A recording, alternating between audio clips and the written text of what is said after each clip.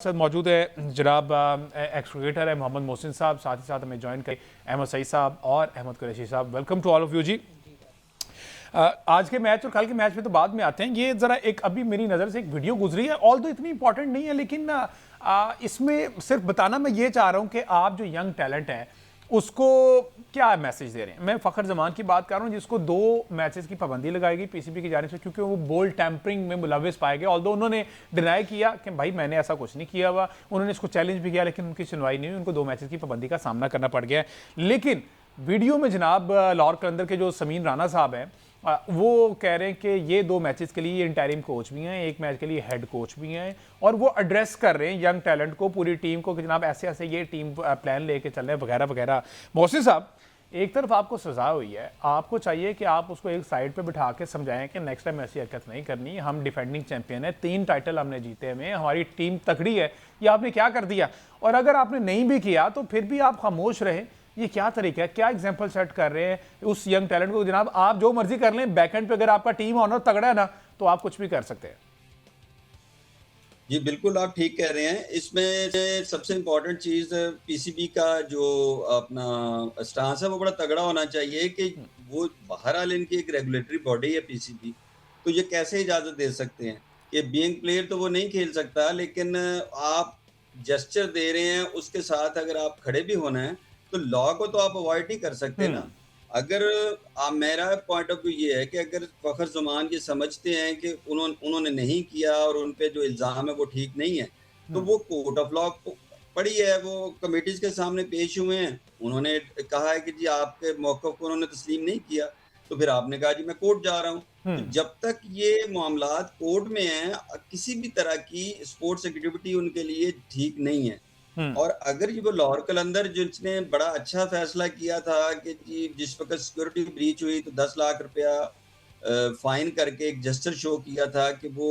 PCB और security के इदारों के साथ खड़े हैं, तो यहाँ पे भी उनको लॉ को कम से कम मलूज़े खातर रखना चाहिए था, सामने रखना चाहिए था, ताकि वो एग्ज़ाम्पल बनती और वो आप अपने आप को सीरियस शो करते कि एक तो पहले आप एक कंट्रोवर्सी में हैं, आपने उसके अलावा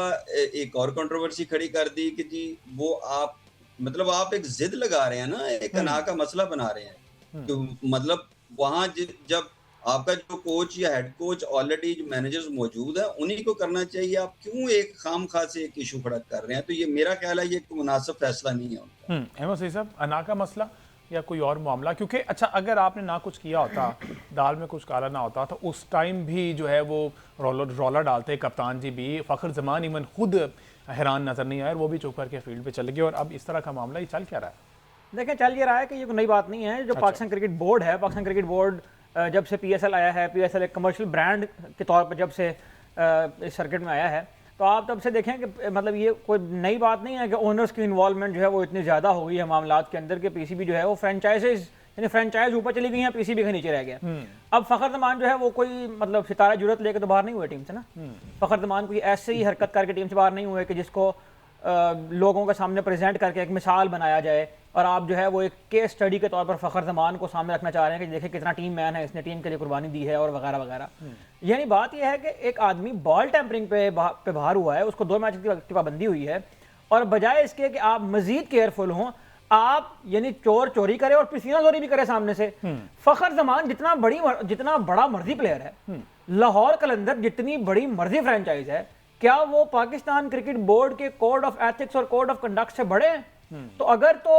ये मैसेजिंग करनी है पीएसएल के थ्रू, तो पीएसएल के थ्रू हम पहले तो इस बात का ऑनर होते हैं ना कि प्लेयर्स का जो स्किल है, जो क्वालिटी है गेम की, वो डाउनफॉल का शिकार हुई है पीएसएल की वजह से। अब आपको ये लगेगा कि जो करैक्टर बिल्डिंग की चीजें होती हैं, एक वो प्लेयर जो इमर्जिंग कैटेगरी में कंसिडर होता है, या वो फॉर एग्जांपल उबैद शाह अगर उनके डगआउट का हिस्सा है, उबैद शाह के सामने एक ही हफ्ते के अंदर ये 2 एग्जांपल्स आई हैं कि शाहीन आफरीदी जो है वो जब आता है तो वो अपने मेहमानों को भी ले जाता है सिक्योरिटी ब्रीच करके, वो सिकंदर रजा के मेहमानों को भी ले जाता है सिक्योरिटी ब्रीच करके, और वो वहां पे गार्ड साहब डरता भी है, उनके साथ बदतमीजी भी करता है, और वो सारे काम करते हुए अपने एक यूं कह लें कि उसने अपनी एक मोनोपोली बनाई हुई है उस पूरे सिस्टम के अंदर, और वो उनको लेकर जा रहा है। उसके बाद उबैद शाह या और उन जैसे जो यंग प्लेयर हैं उन्होंने ये देखा कि हमारा एक सीनियर प्लेयर है जो बॉल टैंपरिंग की वजह से टीम से बाहर हुआ है और टीम के ओनर ने उसको न्यू टेम्पररी हेड कोच के तौर पर ना सिर्फ ये कि मुतारिफ करवाया बल्कि सामने खड़े होकर स्पीच भी करवा दी। अब ये आदमी हुबैद शाह जैसा प्लेयर या कोई भी नया प्लेयर ये पाकिस्तान क्रिकेट बोर्ड में 2-3 साल गुजारने के बाद जब इन्हीं जितना सीनियर हो जाएगा 4-5 साल गुजारने के बाद, क्या वो ये हरकतें नहीं करेगा? क्योंकि ये वो प्लेयर हैं जिनकी अपब्रिंगिंग के अंदर बहुत ज्यादा एजुकेटेड नहीं होते ये प्लेयर। यहां तक कि ये जो पीसीबी सेंट्रल कॉन्ट्रैक्ट देता है उनमें से बहुत सारे प्लेयर ऐसे होते हैं जिनको वो सेंट्रल कॉन्ट्रैक्ट भी नहीं पढ़ना आता होता। Exactly. जिनको नहीं पता होता कि इस कॉन्ट्रैक्चुअल ऑब्लिगेशंस क्या है पीसीबी की, जो उनको पढ़ पढ़ के उनके एजेंट्स बताते हैं। अब एजेंट्स भी रखने की जरूरत इसलिए होती है कि एजेंट्स को पता होता है कि इस कॉन्ट्रैक्ट के अंदर क्या लिखा हुआ है, प्लेयर को पता नहीं होता। इसलिए वो प्लेयर जो है वो डिपेंडेंट होता है एजेंट के ऊपर और एजेंट फिर जैसे चाहे उस प्लेयर को चलाता होता है। ऐसा ही है। तो ये जो मामला है ना, अब वो प्लेयर जो इतना एजुकेटेड नहीं है, जिसका कोई ऐसा बैकग्राउंड नहीं है, इंटेलेक्चुअल ग्रूमिंग उसकी नहीं हुई, उसकी पर्सनैलिटी डेवलपमेंट भी इन्हीं फ्रेंचाइजीज का और पीसीबी का काम है। बिल्कुल ठीक है। लेकिन जब यहां से ऐसी एग्जांपल सामने आती हैं और वो एग्जांपल जो हैं वो इन प्लेयर्स के ऊपर जब असरअंदाज होगी, तो फिर 4-5 साल के बाद वो प्लेयर जितना बड़ा स्किल लेकर यहां पर आ जाए, वो अगर डिसिप्लिन नहीं है तो फिर पाकिस्तान के सर्किट में आपको खुदा ना खास्ता दोबारा इस तरह की बात सुनने को मिलेगी कि बॉल टेम्पे की वजह से प्लेयर पकड़े गए। बिल्कुल ठीक। अब आपको उस सवाल का जवाब मिल रहा है ना, जो हम पहले कहते हैं कि हमारे मतलब तारीख में बहुत सारे ऐसे प्लेयर हैं जिन्होंने इस किस्म की हरकतें की हैं और हर चौथे पांचवें दिन जो है वो हमारे डोमेस्टिक में कोई लड़का जो है वो मैच फिक्सिंग में, स्पॉट फिक्सिंग में पड़ा जाता है। अब समझ में आ रही हैं चीजें। बात यह है कि जो स्टैंडर्ड आप ऊपर सेट करेंगे वही स्टैंडर्ड नीचे तक आएंगे। और जो यंगस्टर्स पीएसएल में शामिल हैं लाहौर कलंदर्स के स्क्वाड के अंदर भी, बल्कि अब जो कि सोशल मीडिया आ गया है तो बहुत ज्यादा एक्सपोजर बढ़ गया है, तो जो भी फ्रेंचाइज इस किस्म की एग्जांपल सेट कर रही है, इस किस्म के स्टैंडर्ड सेट कर रही है, इस किस्म की लेगेसी क्रिएट कर रही है, मेरा ख्याल है कि वो पाकिस्तान क्रिकेट के ऊपर बहुत ज्यादा एहसान नहीं कर रही है। और पीएसएल की वजह से, पाकिस्तान टीम प्लेयर सेलेक्ट करने की वजह से हमारे क्रिकेट का जो पहले ही हाल है वो ढका छुपा नहीं है। तो मुझे लगता है कि फखर जमान को खुद भी जिम्मेदारी का मुजाहरा करना चाहिए था। इसमें एक और पॉइंट, ओनर्स की जो इन्वॉल्वमेंट है डग आउट के अंदर, दुनिया की मेरा ख्याल है शायद ही कोई लीग हो जिसमें प्लेयर्स के डग आउट के अंदर ओनर्स की इतनी ज्यादा इन्वॉल्वमेंट हो जितनी पीएसएल की। वो मैनेजर का रोल भी प्ले कर रहे हैं शायद इस वजह से। हाँ बिल्कुल ठीक है। अहमद कुरैशी साहब, sir what's your take on it, जो अभी फखर जमान वाला मामला चल रहा है और इसमें आज समीर राना साहब की इन्वॉल्वमेंट जो है, आप क्या कहेंगे इस पे? देखें, फर्स्ट ऑफ ऑल तो ये कि फखर जमान के साथ किसी की कोई ना तो जाती रंजिश है ना खुन्नस है। जाहिर है इनफ मटेरियल या इनफ एविडेंस होगा ऑन फील्ड जिसकी वजह से अंपायर्स ने रेफरी को और फिर रेफरी ने उन पे जो है कोड ऑफ कंडक्ट के ब्रीच करने की वजह से उनको 2 मैचेस का बैन किया। फिर वो कमेटी में गए, जब टेक्निकल कमेटी में गया तो टेक्निकल कमेटी में दोबारा जो गिवन एविडेंस होता है उसको रिव्यू किया जाता है कि क्या वो इतना सॉलिड है, इतना इनफ है कि इस सजा को मेंटेन किया जाए या फिर इसको डिसमिस कर दिया जाए। तो आई थिंक कि जब आप रिव्यू के लिए गए तब भी अगर वहां पे आपके उस बैन को कंटिन्यू रखा गया है तो इट मींस कि जो एविडेंस है वो बहुत सॉलिड था और बहुत कंक्रीट था। तो आई थिंक कि अब इसको अगर आप ईगो का मसला बनाएंगे या अना का मसला बनाएंगे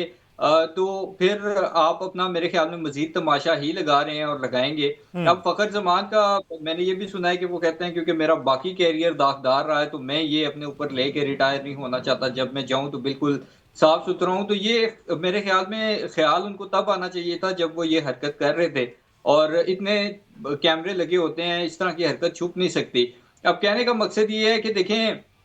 यहाँ पे जो रोल था फ्रेंचाइज का, मेरे ख्याल में लाहौर कलंदर वाले ना ऑनर हों या टीम मैनेज ऑनर हैं, वो टीम मैनेजर भी बने हुए हैं, वो मेरे ख्याल में हद से ज्यादा आगे चले जाते हैं प्लेयर्स को डिफेंड करने में, प्लेयर्स को सपोर्ट करने में। इससे वो प्लेयर्स के सामने तो चलो अपना वो कहते हैं ना कि एक उनके साथ तो ताल्लुकात ठीक उन्होंने रखे हुए हैं, लेकिन कहीं ना कहीं जब आप प्लेयर्स को मतलब बिल्कुल ही अनटचेबल बनाना शुरू कर दें और आप कहें कि यार अगर गार्ड से भी लड़ रहा है तो खैर है, कोई बात नहीं, ठीक है, उन्होंने 10 लाख रुपया जुर्माना किया, बात वही है अंडर द टेबल क्या गिट मिट होती है वो ना मुझे पता है ना आपको पता है, ठीक है, दिखाने के लिए। और मैं तो इस चीज पे बिलीव करता हूँ कि शाहीन पे जो फ्रेंचाइज ने 10 लाख रुपया जुर्माना लगाया है वो उसको बड़ी सजा या बड़े जुर्माने से बचाने के लिए एक तरह से ये टोपी ड्रामा किया गया। तो कहने का मकसद ये है कि देखें ये बहुत अनफॉर्चुनेट है कि पीएसएल जैसी लीग जिसका हम आईपीएल से कंपैरिजन करते हैं, आईपीएल में मैं देख रहा हूँ जब से शुरू हुई है ये बात हो रही है कि उनके आने वाले बॉलर्स कौन से हैं, ये बात हो रही है उनके आने वाले बैट्समैन कौन से हैं, कौन से ऐसे प्लेयर हैं जो आगे इंडिया को लंबा सर्व कर सकते हैं। और हमारे यहाँ एक कंट्रोवर्सी खत्म होती है तो दूसरी खत्म होती है तो तीसरी। लेकिन मेरे ख्याल में जब आपका ऊपर से बोर्ड ही ढीला हो, जब आपके लोग जो है वो प्लेयर्स के हाथों कंट्रोल हो रहे हो, इस मुल्क में तो देखे ना हम सब पिछले 2-3 सालों में हमने तो इन प्लेयर्स को बिल्कुल अनटचेबल बनाया हुआ था। परफॉर्मेंस इनकी थी, इनकी वजह से टीम हारती थी। हम चेयरमैन बदल देते थे, हम सिलेक्शन कमेटी, कोचिंग स्टाफ बदलते रहे। हमने खुमियाजा भुगता जो है वो इस सूरत में कि हमारी टीम को सेमीफाइनल में भी किसी आईसीसी के टूर्नामेंट में गए हुए जमाना हो गया। और उसके साथ साथ आप देखें तो 6 महीने में हम 4 मैच इंडिया से हार गए। तो मेरे ख्याल में जब हम कंपैरिजन करते हैं तो उससे पहले हमें प्रोफेशनल लोग बिठाने चाहिए, जिस तरह से इंडिया ने फ्रेंचाइजीज के साथ या इवन आगे फ्यूचर को मद्देनजर रखते हुए उन्होंने ये सारी चीजें जो है वो लेके चल रहे हैं। बिल्कुल आपकी बात ठीक है, पाकिस्तान क्रिकेट बोर्ड को भी इस बारे में जो है वो देखना चाहिए।